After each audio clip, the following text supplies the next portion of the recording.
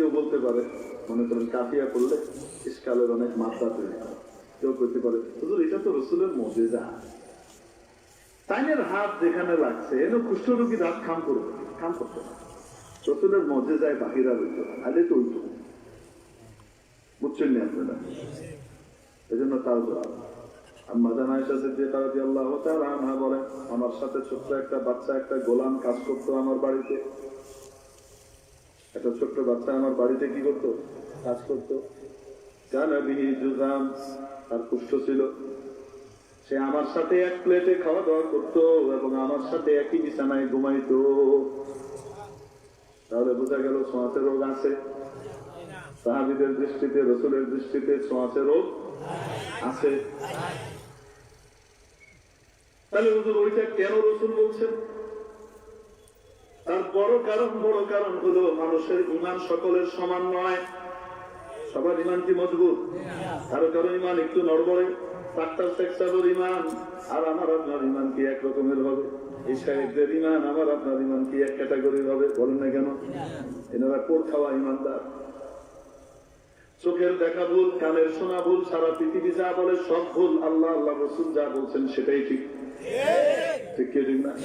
এই ঈমান সকলের এরকম মজবুত থাকবে না।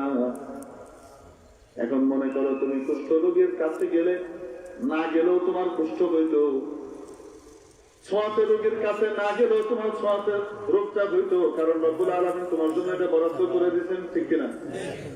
কিন্তু তুমি যখন এনে গেছো, যাওয়ার পরে হওয়ার পরে তুমি কি করবা? আমি যদি এনে না আইতাম তো আমার হইতো না, অমুক যদি এনে না যাইতো তাহলে তার হইতো না। এই যে তার চেতনাটা নষ্ট হয়ে গেল, রসুলের বাণীর উপরে তার আস্থা নড়বড়ে হয়ে যাবে, ঠিক কি ঠিক না? তার ঈমানটার সমস্যা হবে, ঈমান নষ্ট হবে। এই জন্য যারা দুর্বল ঈমানদার তাদের জন্য এই শিক্ষা রসুল দিয়ে রেখেছেন।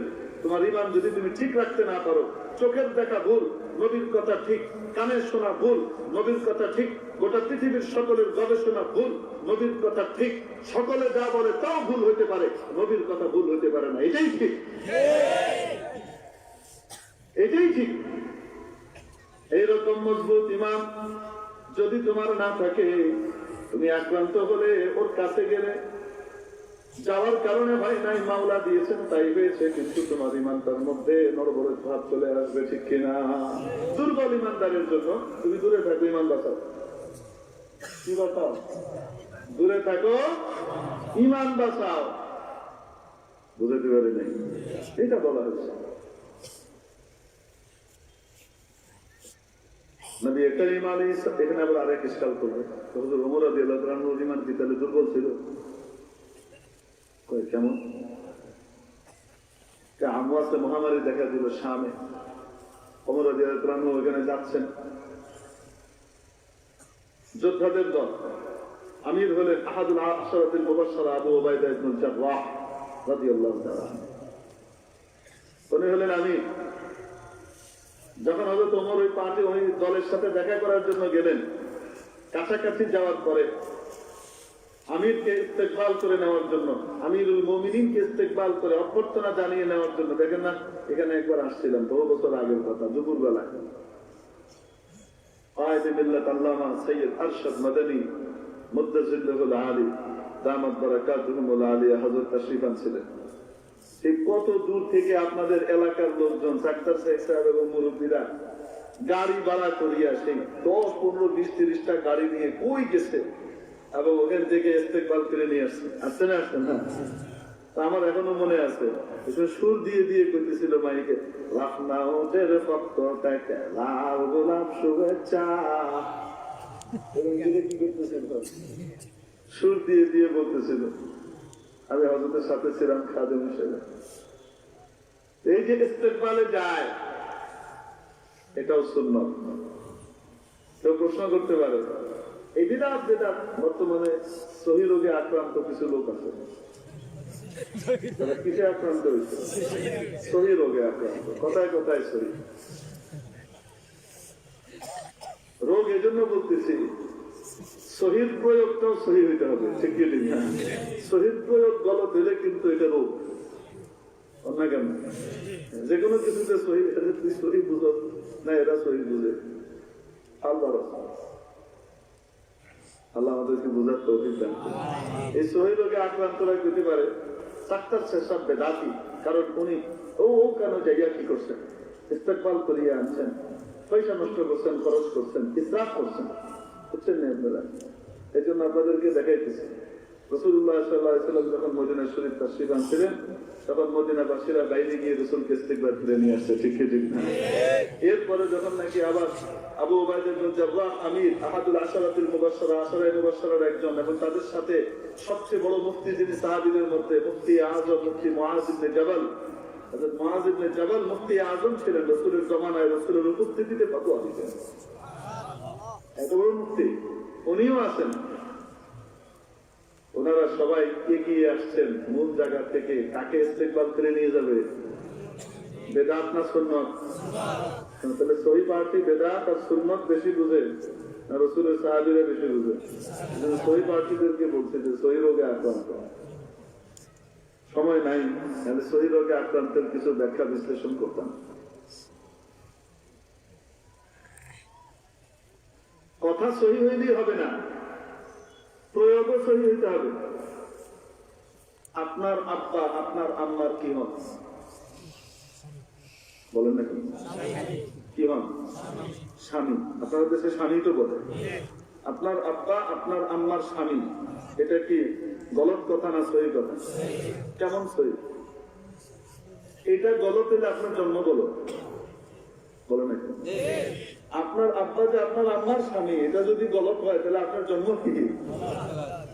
ঠিক কি দিন? হ্যাঁ, তো কত জবরদস্ত সহি। এখন মনে করেন মন্ত্রী মিনিস্টার দাওয়াত করছেন, আপনার আব্বাকে বিশাল সম্মান দিবেন, সংবর্ধনা দিবেন, চেয়ারম্যান সবাই আসছেন, এমপি ওসি এসপি সব এসে গেছে, বিরাট খানির দাওয়াত করছেন আপনি। আর আপনার আব্বার লাগিয়ে এরকম বড় একটা সিংহাসন রাখছেন, ওখানে আপনার আব্বা বসিয়া খাইব, আর সবাই চেয়ারও বসবে। এখন ওই সিংহাসনের ভিতরে আব্বাকে তাকে আনি বসাইয়া এখন আপনি খানির জন্য যখন বলতেছেন, মোহতারাম মহাসম্মানিত মহাত্তম আমার আম্মার স্বামী, আপনি খাওয়া শুরু করেন না কেন? গলায় মালা দিব না জুতার বাড়ি? কথা তো সহি, প্রয়োগ গলত। কথা সহি, কি গলত? প্রয়োগ গলত। আস্তে আমিন বলা নবীজির সুন্নাত, সহি হাদিসে আছে, মুসলিম শরীফেও আছে। জোরে আমিন বলা নবীজির সুন্নাত, এটাও সহি হাদিস, ঠিক কি ঠিক না? কিন্তু সহি হাদিসের প্রয়োগটাও সহি হইতে হবে। সালাফে সালেহিন, পূর্বসূরীরা যে নিজেদেরকে নাম দেয় সালাফি, আসলে গলত। সালাফকে মানে না, কয় সালাফি। সালাফি কারে কয়? সালাফি তাকে বলে যে সালাফকে অনুসরণ করে, কোরআন হাদিস মানার ক্ষেত্রে সালাফকে অনুসরণ করে, ঠিক কি ঠিক না? সালাফ কারা? সাহাবী, যারা নবীদেরকে দেখছেন, নবীর কাছ থেকে সরাসরি শিখছেন। তাবী, যারা সাহাবীদের কাছ থেকে শিখছেন। তাবা তাবী, যারা তাবীদের কাছ থেকে শিখছেন। আল কুরুনুল মাশহুদ, আল কুরুনু মাশহুদ লাহা বিল করেন খায়র, আলা খায়রুল কারা, খায়রুল কুরুনি করনি, যারা আমার যুগ পেয়েছে, আমার সাহাবীরা, এরা হলো সবচেয়ে সেরা জাতি। সুম্মাল্লাযীনা ইয়ালুনাহুম সুম্মাল্লাযীনা ইয়ালুনাহুম, এজন্য কুরুনুন মাশহুদুন লাহা বিল খায়র। এনারা হলেন সালাফ। ইমাম মালিক রাহমাতুল্লাহ আলাইহি তাবে কিতাব লিখলেন মুয়াত্তা। বুখারী তখনও দুনিয়াতে আসেনি, জন্মই নেয় না ইমাম বুখারী, ওই সময়কার কথা। গোটা পৃথিবীতে উলামা ইকরাম সকলে সিদ্ধান্ত নিলেন সর্বসম্মতিক্রমে, আসমানের নিচে জমিনের উপরে কোরআনে কারীমের পরে আল্লাহর কিতাবের পরে সবচেয়ে বিশুদ্ধতম গ্রন্থের নাম হলো ইমাম মালিকের মুয়াত্তা। ওই কিতাব রচনা হওয়ার পরে যুগের খলিফা জিজ্ঞেস করলেন, সব নির্ভরযোগ্য? উনি বললেন, হ্যাঁ সব নির্ভরযোগ্য, এখানে যা আছে। উনি বললেন, বাহ, সব ফিডাফিডি বন্ধ, জুড়ে আমি নাচতে আমি দেখ করবো। এই কিতাবও যা আছে সবাই পিঠের উপর আমল করা লাগবে। তো কি করবে? সমস্ত প্রভিন্সে, সমস্ত প্রদেশে আমি এটা পাঠিয়ে দেব, আদেশ দেব, এখানে যা আছে এই অনুযায়ী আমল হবে, অন্য কোনো আমল আর করবে। এক ইসলাম, এক আল্লাহ, এক কোরআন, এক রাসূল, অন্য কিছু চলবে না, আমলও এক। ইমাম মালিক রহমতুল্লাহ আলাইহি খলিফাকে বললেন, এটা করেন না। কেন? পিটাপিটি লাগবে, মারামারি লাগবে, ফিতনা হবে। উনি বললেন, অনেক বিষয় আছে যে বিষয়ে নবীজির একাধিক রকমের আমল আছে। অনেক বিষয় এমন আছে যে বিষয়ে নবীজির আমল কিরকম, একাধিক রকমের। যেমন আস্তে আমি, যেমন জোরে আমি। রাসূল দুই রকমই কি করছেন। বেশিরভাগ সময় আস্তে আমিন বলছেন, কোন কোন সময় কি করছেন, জোরেও বলছেন। তালিবান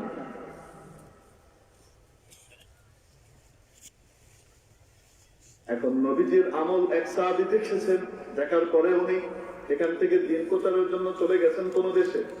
ওখানে গিয়ে নবীজির সেই সুন্নতটা ওখানে বাস্তবায়ন করেছেন। ওখানকার লোকজন ওই সুন্নতটার উপরে আমল করে। ওই জায়গাতে যদি আপনি নবীজির আরেকটা আমলকে বাস্তবায়ন করতে যান, বিপরীত ধর্মী, সেই জায়গাতে গন্ডগোল লাগবে, উম্মতের ভিতরে ফিতনা হবে। অথচ আগে যেটা বাস্তবায়িত হয়েছে সেটাও নূর, সেটাও হিদায়াত, কারণ নবীজির আমল ঠিক কিনা, ওইটাও নূর। কিন্তু আগে একটা ওখানে প্রতিষ্ঠিত হয়ে গেছে, সেই জায়গাতে বিপরীত ধর্মী আরেকটাকে ওখানে প্রক্রিয়াকে প্রতিষ্ঠিত করতে গেলে উম্মতের ভিতরে গন্ডগোল লাগবে, ফিতনা হবে, মারামারি হবে।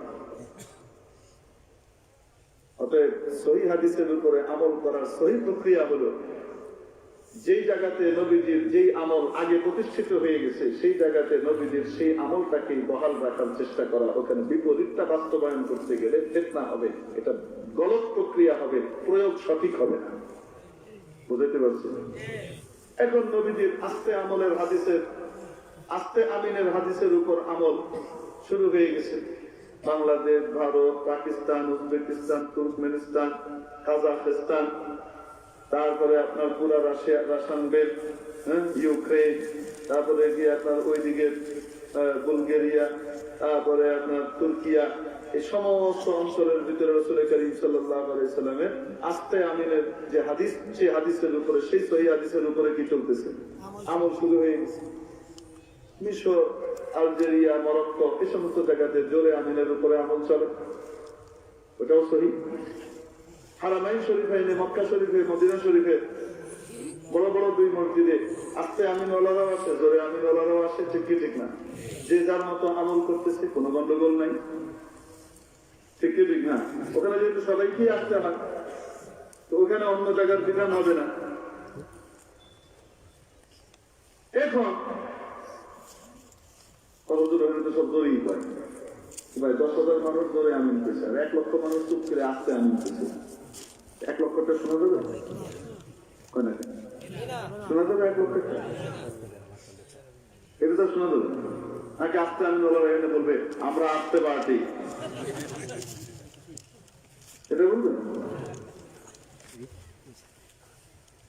এখন বাংলাদেশে আসি, আপনি কি করলেন? হঠাৎ সহিহ হাদিসের সহিহ রোগে আক্রান্ত হয়ে গেলেন। কেন? সহিহ হাদিসের সহিহ প্রয়োগের পরিবর্তে গলত প্রয়োগ শুরু করলেন। সবাই আস্তে আমিন বলে, আপনি একজনে আমিন বলে আমিন, আপনি মনে করুন বিশাল নেক কাজ করছেন। আসলে তো মানুষের খরচ খাইয়ে দিচ্ছেন। তো কেমন? এক লোক মিসওয়াকের ফজিলত শুনছে, মিসওয়াক করলে মুখ পরিষ্কার হয়, মুখে সুগন্ধি আসে, দুর্গন্ধ দূর হয়, আল্লাহ খুশি হয়, এগুলো সব শুনছে।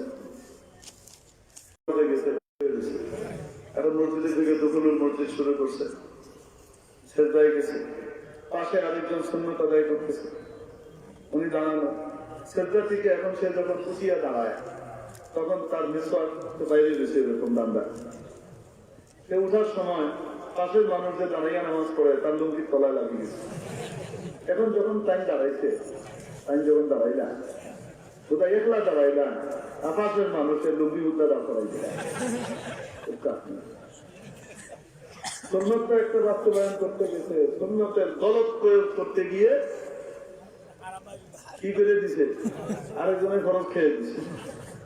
নামাজের মধ্যে মনোযোগ, নামাজের মধ্যে ধরে রাখা ফরজ, ঠিক কিনা? ইচ্ছাকৃত ভাবে নামাজের মধ্যে থেকে অন্যদিকে মনোনিবেশ করা মাকরুহে তাহরিমি, নাজায়েজ, ঠিক কি ঠিক না? এখন সবাই তো নামাজের মধ্যে বহু কষ্টে দোকান থেকে, অফিস থেকে, বাড়ি থেকে টেনে এনে মনটাকে নামাজে ধরে রাখছে। আমি আল্লাহর সামনে দাঁড়াইছি,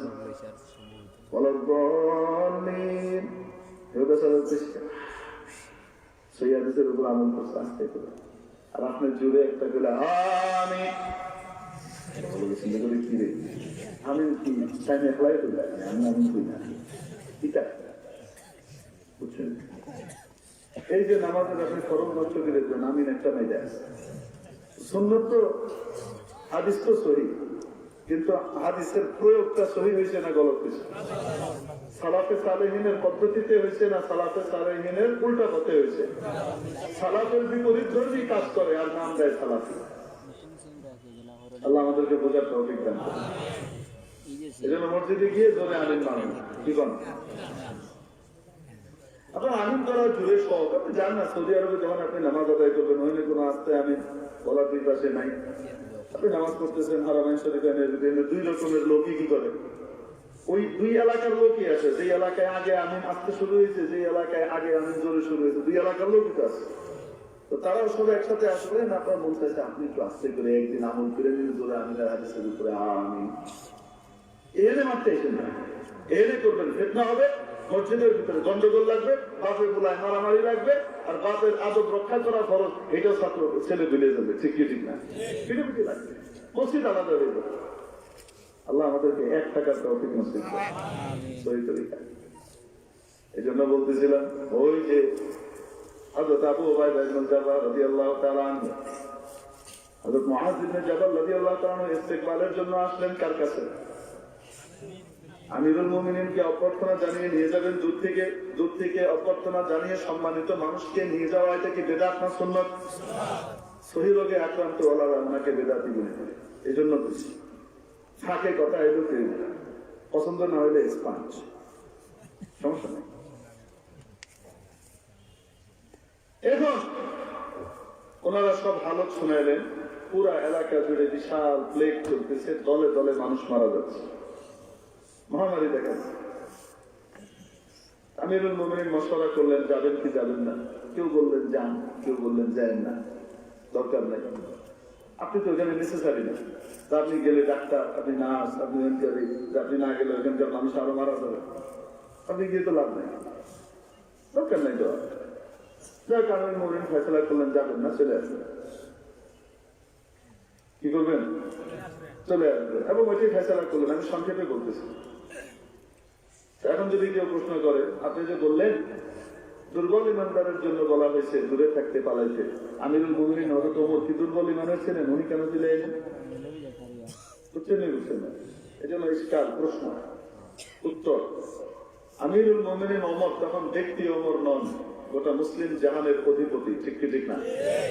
আমিরুল মুমিনিন খলিফা হওয়ার কারণে তার প্রজা সাধারণের ইজ্জত আবরু জান মাল সবকিছুর হেফাজত করার দায়িত্ব আমিরুল মুমিনিনের। ঠিক কি ঠিক না?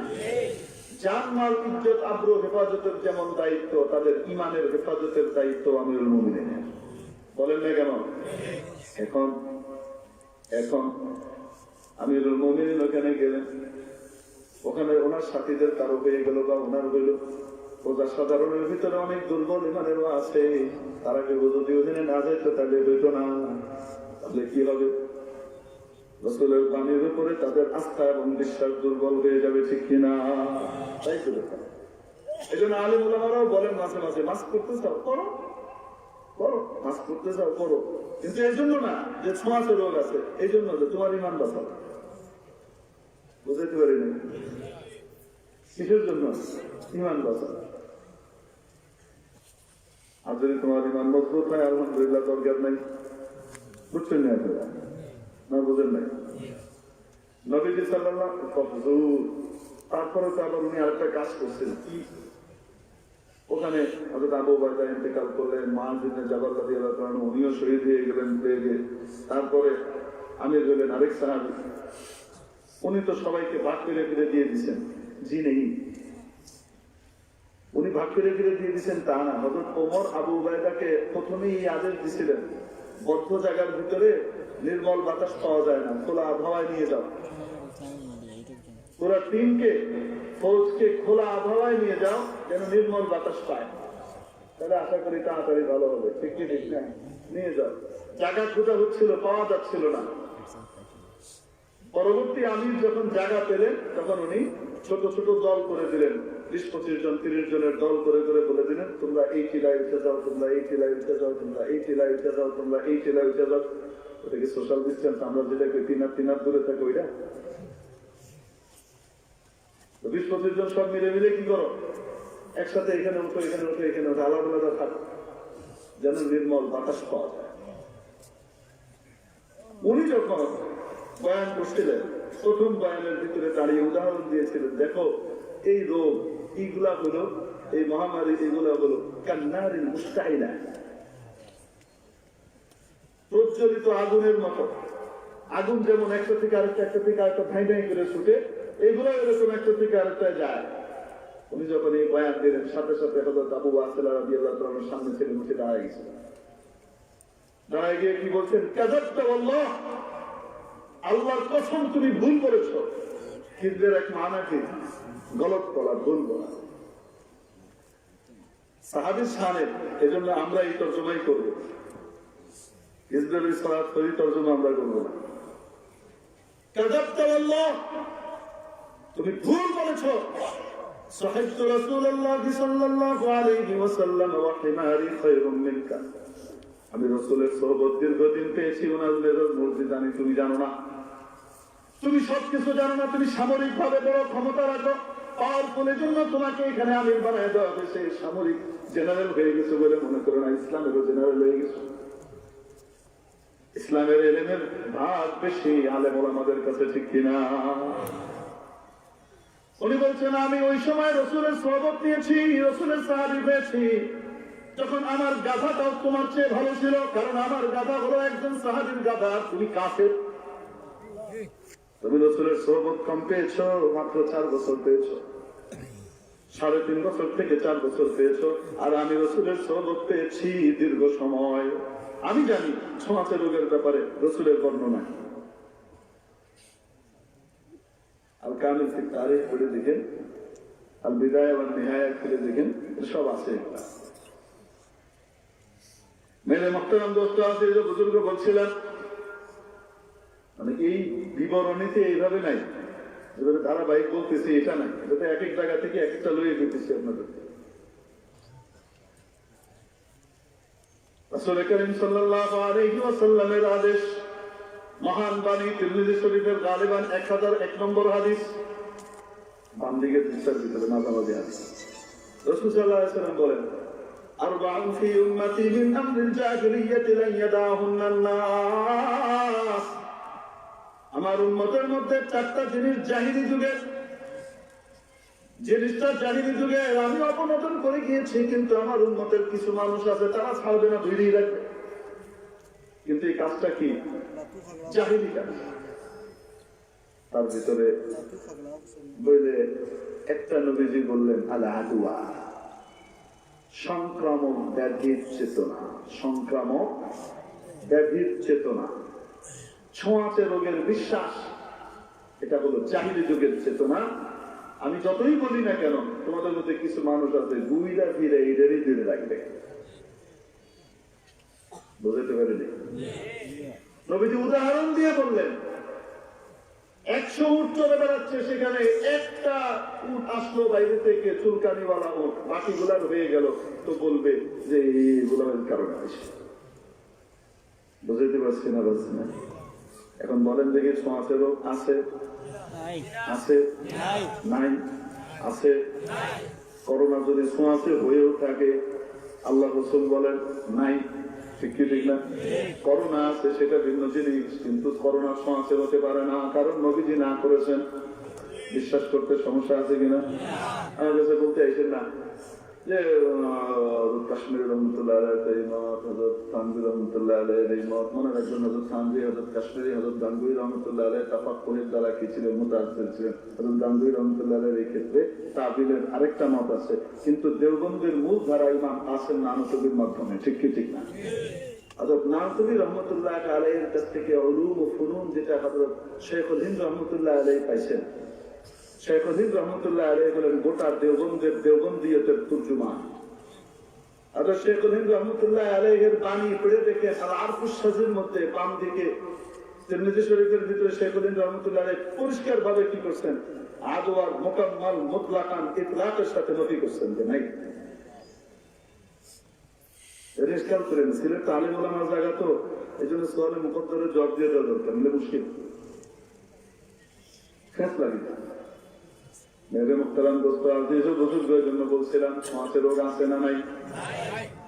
সমাজের রোগ যদি না থাকে মসজিদ বন্ধ করার দরকার নাই। কেন আমরা বলবো করোনা রোগে আক্রান্ত, তুমি আরো বেশি করে মসজিদে আসো, আল্লাহর কাছে তোমার ক্ষমা পাওয়া দরকার। ডাক্তার বলবে কেন? ডাক্তার সাহেব বিশ্বাস করে বেচারা পড়ালেখা করছে, ইসলামের পড়ালেখা তো না, বেচারা পড়ালেখা করছে WHO পড়ালেখা, বিশ্ব স্বাস্থ্য সংস্থা। এই দিকবাজি মারে খালি বিশ্ব সংস্থা একবার পাই এটা এরকম এরকম আমরা দিয়েছি এবং এটার আমরা টিকা আবিষ্কার করে দিয়েছি, ওষুধ হয়ে গেছে, এবারে একদম করোনা মরেই যাবে, তারপরে খাওয়া দাওয়া গান করোনা আরো বেশি বেড়ে গেছে। আমি বলি না, করোনা এখন আবার ডিজাইন চেঞ্জ করেছে। পোল্ট্রিবাজের কোনো সীমা নাই। আর এই সমস্ত পোল্ট্রিবাজ গুলার কথা বিশ্বাস করো, রসুলের কথার ব্যাখ্যা করো। আর ব্যাখ্যা তো এদের কথার করবা, রসুলের কথাকে জায়গা মতো রেখে দেবা। ঠিক কি ঠিক না? রসুলের কথা তার দরকার নেই। মেয়েদের মুখতারাম দোস্ত আজিজ বুজুর্গ বলতেছিলাম, এই জন্য বলেন সমাজের রোগ আছে, রসুলের ফয়সালা ওইটা। কার ফয়সালা? কইছে ইবনে ওমর বলছেন, কোথায় কইছে? বুখারী শরীফে কইছে, কোথায় আছে? 282 বা 286 নম্বর পৃষ্ঠার ভিতরে হাদিস খুলে দেখেন, বাবু শিরাই বাইল, বাবু শিরাইল ইবিল আজরাবি আওয়াল হিম। এই শিরোনামের মাথা হাতে ধরে দেখেন, দীর্ঘাবরের ভিতরে হাদিস আছে। হযরত আমর ইবনে দিনার বিখ্যাত তাবী, উনি বলেন, আমার সাথে একবার আমাদের এলাকায় একজন উট ব্যাপারী ছিল, তার নাম ছিল নওয়াস। এই নওয়াস করলো কি, নওয়াসের একটা উট ছিল, অনেকগুলা উট তাদের কাছে ছিল, তার ভিতরে একটা উট ছিল ছোঁয়াচে রোগে আক্রান্ত বলে মানুষ বিশ্বাস করতো, তার পিপাসা মিটে না, পানি খাইলেও মিটে না। এইখানে আরবের ভিতরে এটা একটা চল ছিল, এই রোগে আক্রান্ত উট অন্য লোকের অন্যটার সাথে মিশলে তারও হয়ে যায়, বুঝেননি? এবং তার পার্টনারের কাছে জিজ্ঞেস করলো, ওই উটটা কই? পার্টনার কয়, ওই উটটা তো বেশি আলাইছি। কার কাছে দেখছো? এরকম একজন ওলাওয়ালা দেখতে হবে, এরকম দেখতে একজন কি কিনছেন? ওলাওয়ালা এরকমই না, কাদা ও কাদা তর্জমা হবে না নাকি? হ্যাঁ, ওলাম আপনার প্রিয় না, ওলা মানে কি এমন? হ্যাঁ, এমন নেই, এমন নেই, এমন এমন দেখতে একজন।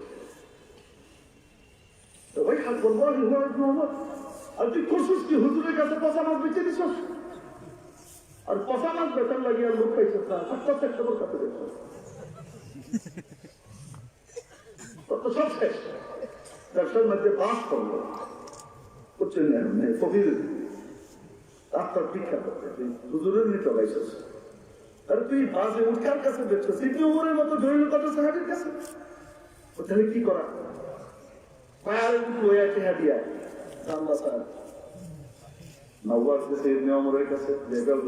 এই সমস্যা আপনার বাকি উট গুলো নষ্ট হয়ে যাবে, এই নেন টাকা, উট দিয়ে দেন। ইবনে ওমর বললেন, যাও উট নিয়ে যাও, গিয়ে কালা হয়ে গেল।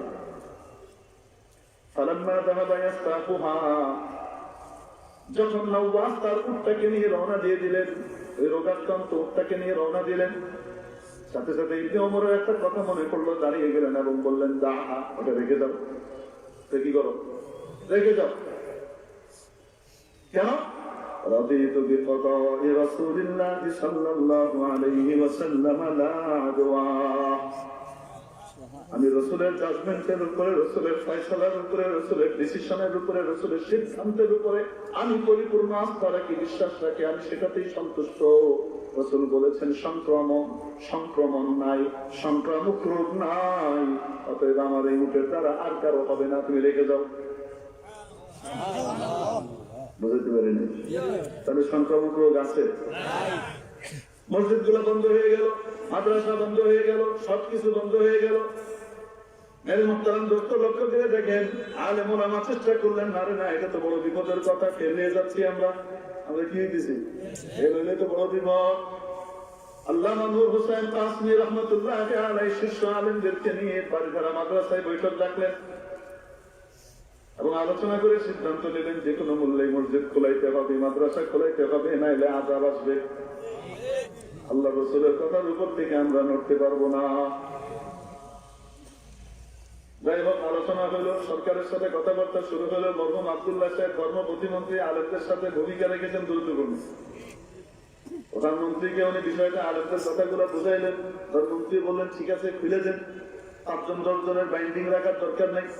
তবে আমার দেশে তো কিছু সাংঘাতিক আছে, কি আছে, কিছু সাংঘাতিক আছে, এরা এর পয়সা খায়, এর পয়সা খায়, এদের কথাই চলে। এরা তো চিৎকার চেঁচামেচি করে সরকারের বিরুদ্ধে মানুষকে পাগল বানায় ফেলবে। সাংঘাতিক চিনেন নি? কি চিনেন? কিছু আছে এরকম নষ্ট, ওগুলারও মুখ বন্ধ করতে হবে। তাহলে কি করা?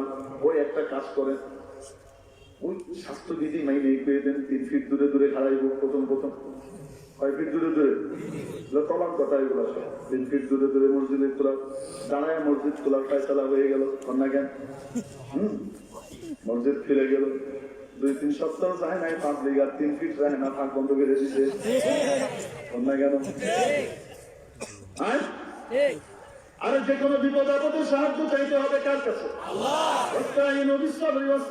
সবরের মাধ্যমে এবং সালাতের মাধ্যমে, নামাজের মাধ্যমে সাহায্য চাও। এখন নামাজটা কোয়ালিটিওয়ালা হইতে হবে নাকি কোয়ালিটিহীন? পুরুষের জন্য কোয়ালিটিহীন নামাজ, বাড়িতে বসে নামাজ পড়া। পুরুষের জন্য কোয়ালিটিওয়ালা নামাজ মসজিদে যেয়ে পড়া, ঠিক কিনা? নবীজি নামাজের ভিতরে আবার বলে দিচ্ছেন, কাতারের মধ্যে ফাঁক রাখবা না, ফাঁক রাখলে ডিসকোয়ালিফাইড হয়ে যাবে, শয়তান ঢুকবে। এখন কোয়ালিটির নামাজ কোনটা? ফাঁক রেখে না বন্ধ করে। আল্লাহর কাছে সাহায্য চাইলো বাংলাদেশের মানুষ ফাঁক বন্ধ করে কোয়ালিটির নামাজের মাধ্যমে মসজিদ গুলা খুলে দিল। ফলাফল কি দাঁড়াইলো? এই ভীতির কবল থেকে আল্লাহ বাংলাদেশকে মুক্তি দিয়ে দিলেন। গোটা পৃথিবী এখনো করোনার ভয়ে সোফার তলে, টেবিলের তলে দিকে রয়ে দিচ্ছে। ইংল্যান্ডে আজও পর্যন্ত প্রত্যেক দিন, আপনারা সিলেটের মানুষ জানেন, প্রত্যেক দিন ইংল্যান্ডে এখনো কয়েকশো মানুষ মারা যাচ্ছে, কয়েকশো প্রতিদিন। এটা নাই তাদের কাছে।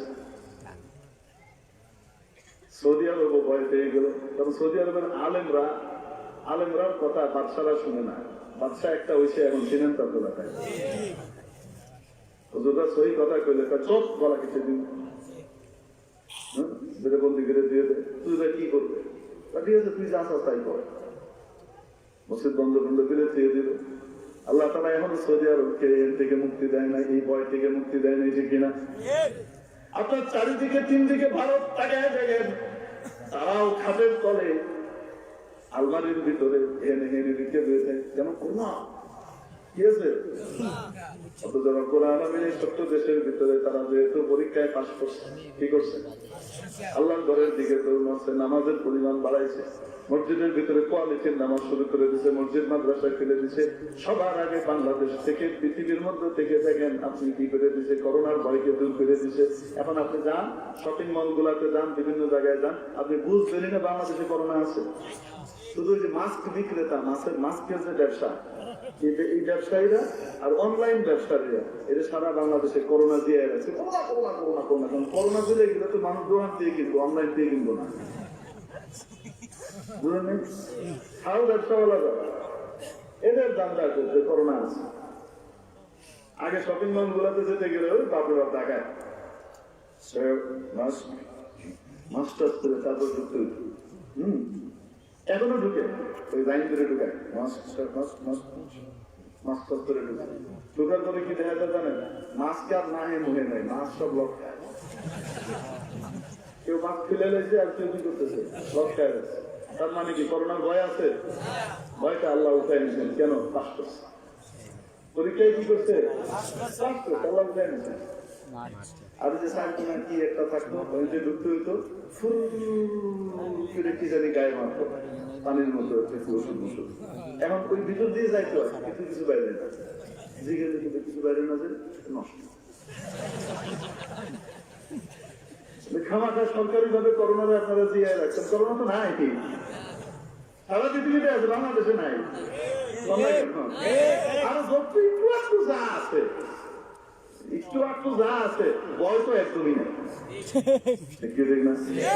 পাস করা লাগবে কি লাগবে না, এই হলো এক জিনিস। এক জিনিস দিয়ে পরীক্ষা নিব ভয় দিয়ে। নাম্বার 2 জুয়ো, ক্ষুধা দিয়ে। নাম্বার 3 অনাসিন মিনাল আমওয়াল, ধন সম্পদ কমাই দিব। নাম্বার 4 অল আনফুস, জানের ক্ষতি করে দিব, অসুস্থতা বানাই দিব অথবা মেরে ফেলবো। একেও ও সামারা ফল ফলাদি লাভের ভিতরে ক্ষতি দেখা দিবে। বুঝছেন? আল্লাহ বলেন এই সমস্ত কিছুতে পাশ করবে কারা? বা যারা সবর করে তারা পাশ। আল্লাহ তাআলা আমাদেরকে পাশ করার তৌফিক দান করেন। সময় নাই না, আমি আরো কথা পিছান আপনাদেরকে, এর চেয়ে বেশি লম্বা করলে ওখানে আল্লামা তাফাজ্জুল হক গাজী সাহেব লাঠি লই ফেলাই দিচ্ছে। দেরি কথা এটা আমার 9টায় এখান থেকে বেরিয়ে যাওয়ার কথা, 10টা বাজে গেছে। এখন আপনারা আমাদের দোয়া করে পৌঁছাই দেন যেন আমি 11টার আগে ওখানে যাই গেছি। ঠিক আছে ইনশাআল্লাহ? এখন বয়ান হবে, সবাই বসে, কারোর সাথে মুসাফা হবে না। আসসালামু আলাইকুম।